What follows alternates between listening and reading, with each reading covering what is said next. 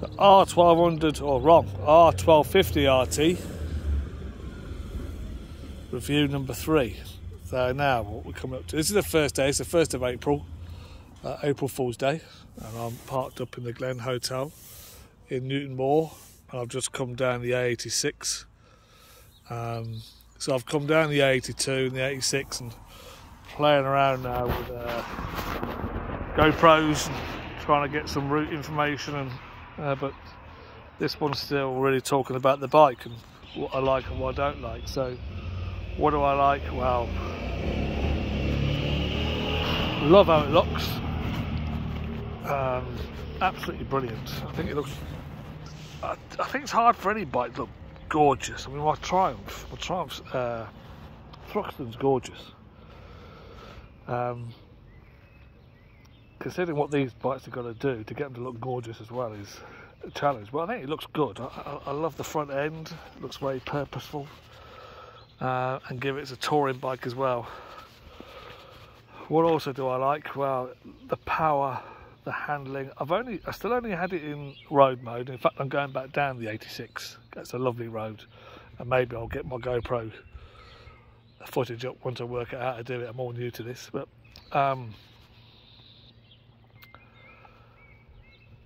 it handles superbly. I've only had it road. I'm going to put it into dynamic going that way.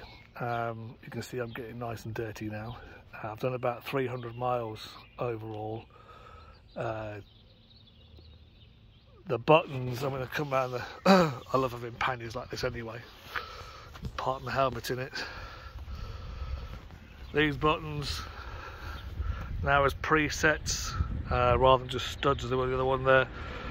You need all the functions, so if you haven't got music, which by the way BMW can't do at the moment, you can't buy a bike with a radio in it, because they got problems with it. I tried and I couldn't have one. So I've got to work out how to change those, but they got quick links then to heated grips, heated seat and navigation, which is just says you're going for the menus, which is great. Mirrors, fairing, range, layout, buttons, modes, it's brilliant.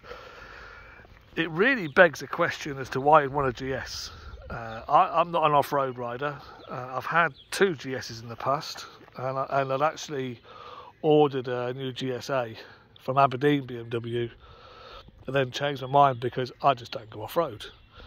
And given my previous experience in my RT, I was a bit unsure at buying this one. I'm really glad I did now. You've got the same engine. I think you've got the same chassis. It's just a bit lower down. And it handles superbly well. The screen is brilliant, so clear. What am I not liking? This app. What you have to do is connect the app before you start. So it doesn't. I've got a Mercedes car, and that I have the app on, the Mercedes app on that Mercedes Me. Just connects without any problems. This time, to get the maps up, you've got to connect every single time. I still can't route plan. I thought maybe it was because I hadn't connected a headset, so I've done that today. It hasn't made a blind bit of difference. So I've got to get hold of BMW. I've tried the online help and it's not very helpful. But the other thing is that, I mean, riding on, I had the map up and then all of a sudden I didn't. And when I opened up, I found that the phone disconnected. Now, to be fair, this is a brand new phone. This is an S21 Plus. So it's the latest phone, the latest bike. I really shouldn't have these problems. The other thing is you can't fit your phone. Here's the slot. And I bought a new case because I've got a new phone. But you can't fit it in there with a case. So you have to take it out of the case to put it in here. So it just strikes me, BMW, what, do you not have modern phones? I don't know really what you're playing at. The charging the phone's brilliant. I mean, the wireless charging is fantastic. My phone's gone from 50% to 80% on this ride. That's fantastic. But this app, and it could be it's me and I'm doing something wrong, but it shouldn't cut out halfway through a ride. If you're on a big tour and halfway through the map dropped off and you don't have the option, you can't have the old Garmin. I've got a Garmin or a BMW unit that I had on my R-Star team, I can't use it on this, so you're stuck with the phone option, and this app isn't good enough to my mind. And they got to sort it out.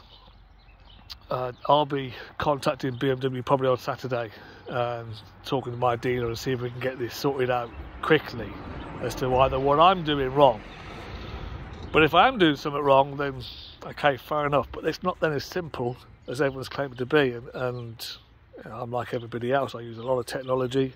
I manage to connect to wireless and build wireless networks and use Zoom and Teams and all the other things. And I don't think I'm a plebite. I'm reasonably good at technology. Everything's connected. Phone's connected. My headset's connected. I use GoPros. So I don't understand why this app drops out, loses connectivity mid-ride. I just don't get it, and I need to try and find out why. The thing is as well, there is no other way of getting maps up. It is the app or nothing. And if you've got an older phone, not sure how well that's going to work. I say this is an S21. I've only had it. I got it the same week I got the bike. So come on BMW, sort it out. Take that out though, it's brilliant. The question I was asked about the gearbox and the Rider Pro, it's fantastic, yet low down the gears, between first and second it's clunky. But if you're on the power, it's fantastic, and going down the box is brilliant.